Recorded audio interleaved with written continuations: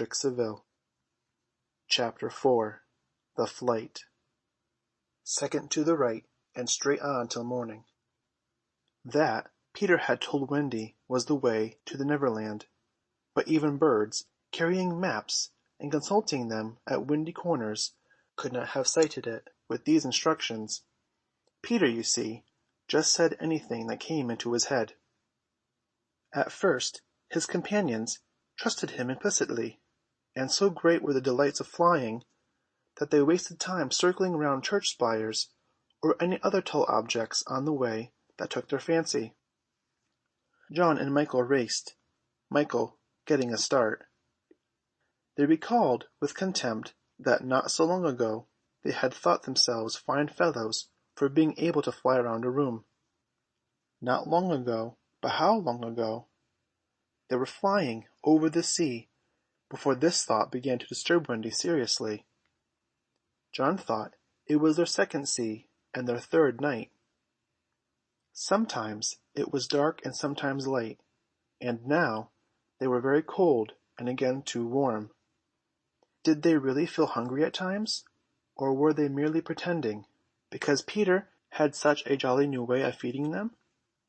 This way was to pursue birds, who had food in their mouths, suitable for humans, and snatch it from them. Then the birds would follow and snatch it back, and they would all go chasing each other gaily for miles, parting at last with mutual expressions of good-will. But Wendy noticed, with gentle concern, that Peter did not seem to know that this was rather an odd way of getting your bread and butter, or even that there were other ways. Certainly they did not pretend to be sleepy. They were sleepy, and that was a danger, for the moment they popped off, down they fell. The awful thing was that Peter thought this funny. "There he goes again," he would cry gleefully, as Michael suddenly dropped like a stone. "Save him! Save him!"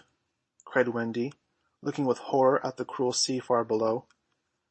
Eventually Peter would dive through the air and catch Michael just before he could strike the sea, and it was lovely the way he did it, but he always waited till the last moment, and you felt it was his cleverness that interested him and not the saving of human life. Also, he was fond of variety, and the sport that engrossed him one moment would suddenly cease to engage him, so there was always the possibility that the next time you fell he would let you go. He could sleep in the air without falling, by merely lying on his back and floating, but this was, partly at least, because he was so light that if you got behind him and blew, he went faster. "Do be more polite to him," Wendy whispered to John, when they were playing Follow My Leader. "Then tell him to stop showing off," said John. When playing Follow My Leader, Peter would fly close to the water, and touch each shark's tail in passing, just as in the street you may run your finger along an iron railing. They could not follow him in this with much success, so perhaps it was rather like showing off, especially as he kept looking behind to see how many tails they missed. "You must be nice to him," Wendy impressed on her brothers. "What could we do if he were to leave us?" "We could go back," Michael said. "How could we ever find our way back without him?" "Well, then, we could go on," said John. "That is the awful thing, John. We should have to go on, for we don't know how to stop." This was true. Peter had forgotten to show them how to stop. John said that if the worst came to worst, all they had to do was go straight on, for the world was round, and so in time they must come back to their own window. "And who was to get food for us, John?" "I nipped a bit out of that eagle's mouth pretty neatly, Wendy." "After the 20th try," Wendy reminded him. "And even though we became good at picking up food, see how we bump against the clouds and things if he is not nearer to give us a hand." Indeed, they were constantly bumping. They could now fly strongly, though they still kicked far too much, but if they saw a cloud in front of them, The more they tried to avoid it, the more certainly did they bump into it. If Nana had been with them, she would have had a bandage round Michael's forehead by this time. Peter was not with them for the moment, and they felt rather lonely up there by themselves. He could go so much faster than they that he would suddenly shoot out of sight to some adventure in which they had no share. He would come down laughing over something fearfully funny he had been saying to a star, but he had already forgotten what it was. Or he would come up with mermaid scales still sticking to him, and not be able to say for certain what had been happening. It was really rather irritating to children who had never seen a mermaid. And if he forgets them so quickly, Wendy argued, how can we expect that he will go on remembering us? Indeed, sometimes when he returned, he did not remember them, at least not well. Wendy was sure of it. She saw recognition come into his eyes as he was about to pass them the time of day and go on. Once even she had to call him by name. "I am Wendy," she said agitatedly. He was very sorry. "I say, Wendy," he whispered to her, "always if you see me forgetting you, just keep on saying, 'I'm Wendy,' and then I'll remember." Of course this was rather unsatisfactory. However, to make amends, he showed them how to lie out flat on a strong wind that was going their way, and this was such a pleasant change that they tried it several times, and found that they could sleep thus with security.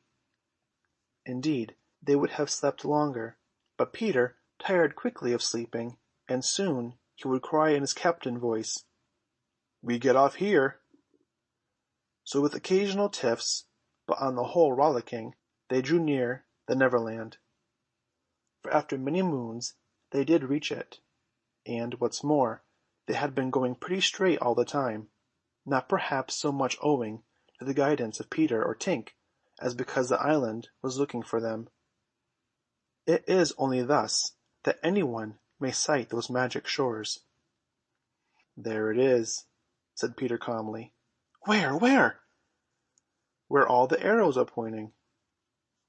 Indeed, 1,000,000 golden arrows were pointing it out to the children, all directed by their friend the sun, who wanted them to be sure of their way before leaving them for the night. Wendy and John and Michael stood on tiptoe in the air to get their first sight of the island.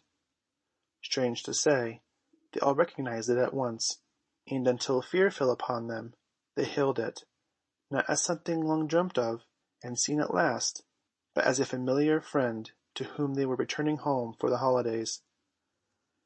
"John, there's the lagoon." "Wendy, look at the turtles burying their eggs in the sand." "I say, John, I see your flamingo with the broken leg." "Look, Michael, there's your cave." "John, what's that in the brushwood?" "It's a wolf with her whelps. Wendy, I do believe that's your little whelp." "There's my boat, John, with her side stove in." "No, it isn't. Why, we burned your boat." "That's her, at any rate. I say, John, I see the smoke of the redskin camp." "Where? Show me, and I'll tell you by the way the smoke curls whether they are on the war-path." "There, just across the mysterious river." "I see now. Yes, they are on the war-path right enough." Peter was a little annoyed with them for knowing so much, but if he wanted to lord it over them his triumph was at hand. For have I not told you that anon fear fell upon them? It came as the arrows went, leaving the island in gloom.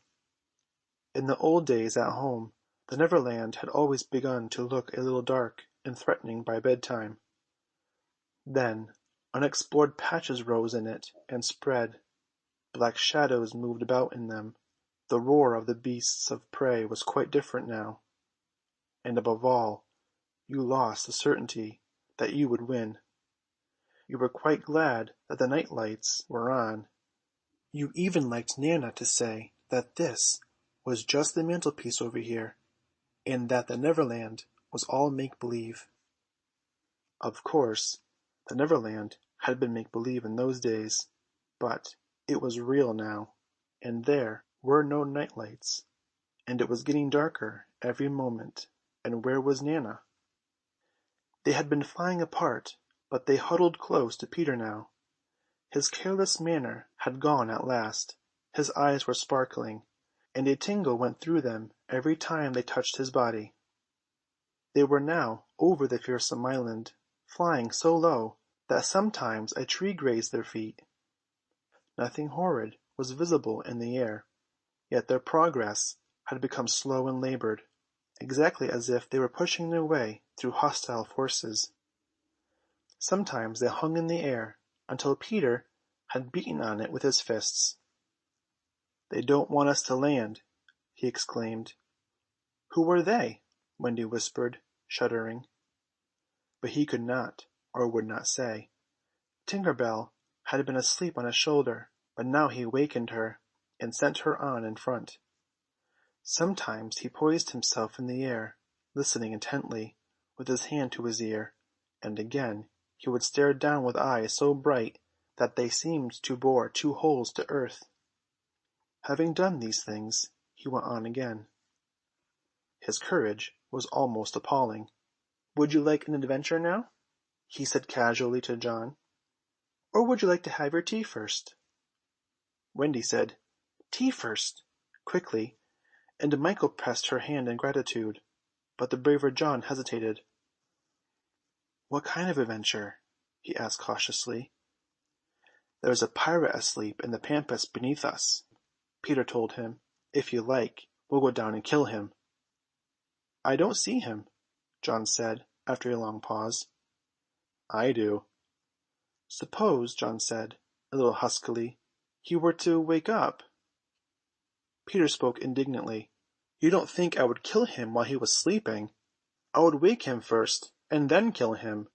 That's the way I always do." "I say, do you kill many?" "Tons."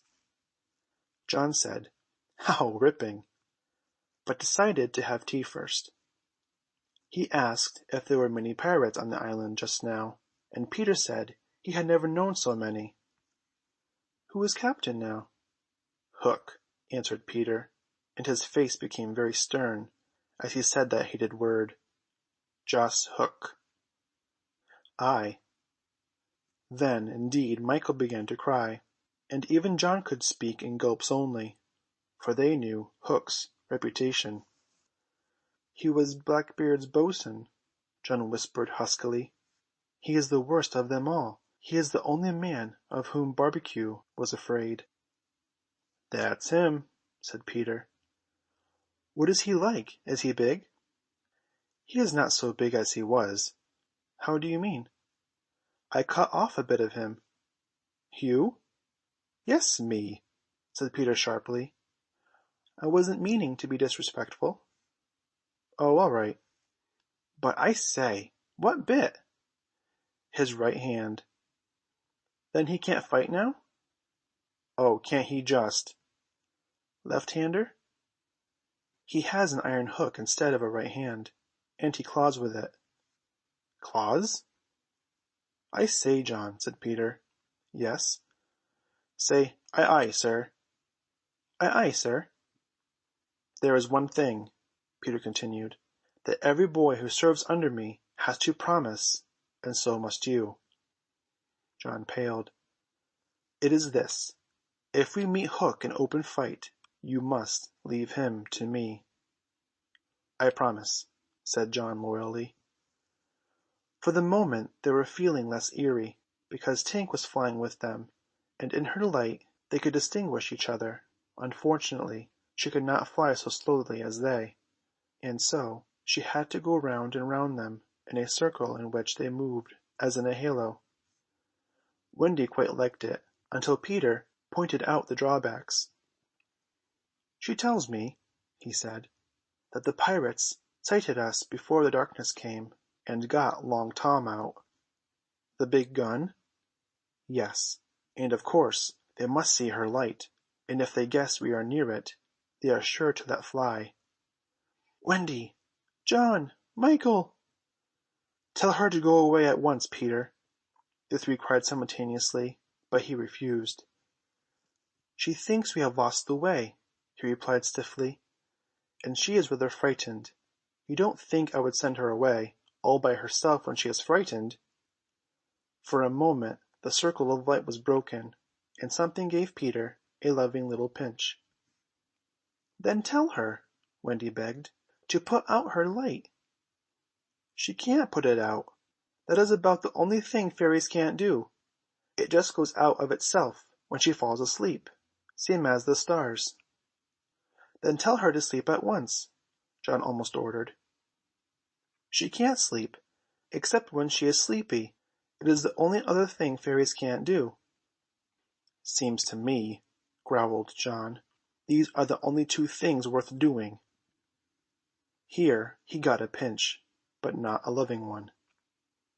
"If only one of us had a pocket," Peter said, "we could carry her in it." However, they had set off in such a hurry that there was not a pocket between the four of them. He had a happy idea: John's hat. Tink agreed to travel by hat if it was carried in the hand. John carried it, though she had hoped to be carried by Peter. Presently Wendy took the hat, because John said it struck against his knee as he flew, and this, as we shall see, led to mischief, for Tinker Bell hated to be under an obligation to Wendy. In the black topper the light was completely hidden, and they flew on in silence. It was the stillest silence they had ever known, broken once by a distant lapping, which Peter explained was the wild beasts drinking at the ford, and again by a rasping sound that might have been the branches of trees rubbing together, but he said it was the redskins sharpening their knives. Even these noises ceased. To Michael the loneliness was dreadful. "If only something would make a sound!" he cried. As if in answer to his request, the air was rent by the most tremendous crash he had ever heard. The pirates had fired Long Tom at them. The roar of it echoed through the mountains, and the echoes seemed to cry savagely, "Where are they? Where are they? Where are they?" Thus sharply did the terrified three learn the difference between an island of make-believe and the same island come true. When at last the heavens were steady again, John and Michael found themselves alone in the darkness. John was treading the air mechanically, and Michael, without knowing how to float, was floating. "Are you shot?" John whispered tremulously. "I haven't tried myself out yet," Michael whispered back. We know now that no one had been hit. Peter, however, had been carried by the wind of the shot far out to sea, while Wendy was blown upwards with no companion but Tinker Bell. It would have been well for Wendy if at that moment she had dropped the hat. I don't know whether the idea came suddenly to Tink or whether she had planned it on the way, but she at once popped out of the hat and began to lure Wendy to her destruction. Tink was not all bad, or rather, she was all bad just now, but, on the other hand, sometimes she was all good. Fairies have to be one thing or the other, because being so small, they unfortunately have room for one feeling only at a time. They are, however, allowed to change, only it must be a complete change. At present she was full of jealousy of Wendy. What she said in her lovely tinkle Wendy could not of course understand, and I believe some of it was bad words, but it sounded kind, and she flew back and forward, plainly meaning, "Follow me, and all will be well." What else could poor Wendy do? She called to Peter and John and Michael, and got only mocking echoes in reply. She did not yet know that Tink hated her with the fierce hatred of a very woman, and so bewildered, and now staggering in her flight, she followed Tink to her doom. End of chapter 4.